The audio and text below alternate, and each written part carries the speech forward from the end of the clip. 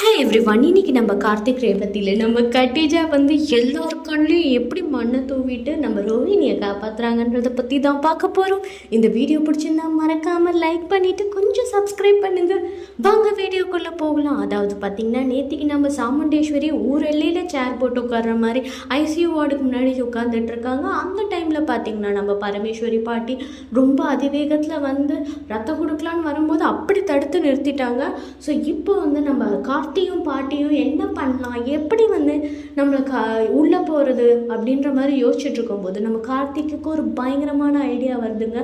So நீங்கள் பரமேஸ்வரியாக போனால் தானே பிரச்சனை, ஆனால் நீங்கள் கட்டிஜாவாக போனால் பிரச்சனை இல்லைல்ல அப்படின்ற மாதிரி யோசிச்சுக்கிட்டு என்ன பண்ணுறாங்கன்னா, பக்கத்தெருவில் இருக்கிற கட்டிஜாக்கிட்டேருந்து ஒரு பரதாவை வாங்கிட்டு வந்து நம்ம பரமேஸ்வரி பாட்டியை அதை வேர் பண்ணிட்டு வராங்க. ஸோ இந்த டைமில் அவங்க உள்ளே வரும்போது பார்த்திங்கன்னா, ஒரு நல்ல விஷயம் என்னென்னா, நம்ம சாமுண்டேஸ்வரி அங்கே இல்லை. ஏன்னா அவங்க மல்லிகைப்பூ வேண்ட பாரு அவங்க மல்லிகாக்கிட்ட அவங்க ஃப்ரெண்டுக்கிட்ட ரத்தம் கேட்குறதுக்காக பேச போயிருக்காங்க. இந்த டைமில் நம்ம யார் இருக்காங்கன்னு பார்த்திங்கன்னா, நம்ம சந்திரகலா தான் இருக்காங்க.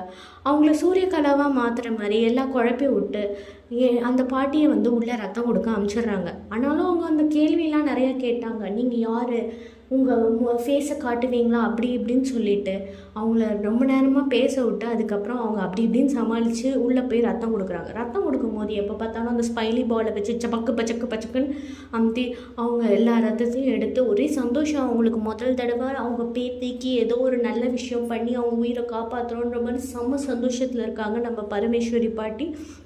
அதுக்கப்புறமா பார்த்திங்கன்னா, நம்ம ரத்தம் கொடுத்துட்டு வெளில வந்தோடனே பார்த்திங்கன்னா, சாமுண்டேஸ்வரி இருக்கிறத பார்த்து லைட்டாக ஜர்க் அடிக்கிறாங்க நம்ம பரமேஸ்வரி பாட்டி.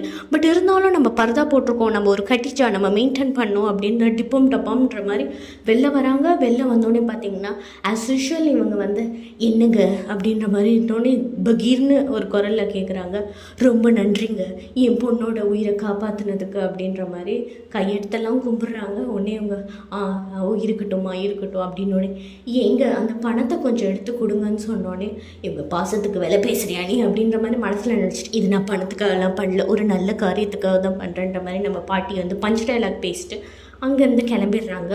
ஸோ இதுக்கப்புறமா வந்து என்ன நடக்க போகுதுன்றது, அந்த பாட்டி வெளில வந்தோடனே ஒரு ரத்தம் கொடுக்கறதுக்கே இவ்வளோ பிரச்சனை நடக்குது.